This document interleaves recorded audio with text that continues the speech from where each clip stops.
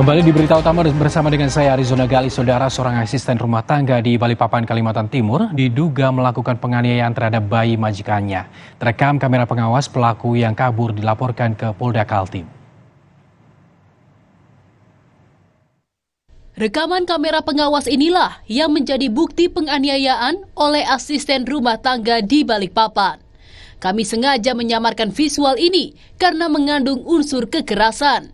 Untungnya, korban yang masih bayi berusia 9 bulan ini tak mengalami luka serius. Namun orang tua korban geram hingga melaporkan pelaku ke Polda Kaltim.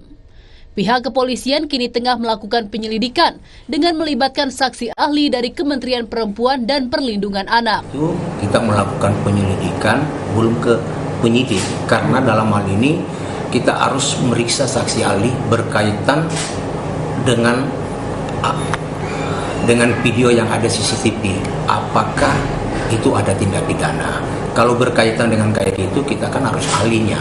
Nah, ini rencananya nanti minggu depan hari Senin itu anggota ke Jakarta meriksa saksi ahli dari PPA, Kementerian PPA, dan juga dari KPI. Belum juga diperiksa, ART yang diduga melakukan penganiayaan ini sudah kabur. Orang tua korban pun berharap adanya keadilan atas apa yang dilakukan oleh pelaku. Iskandar Amir Dahlan, Kompas TV Balikpapan, Kalimantan Timur. Saudara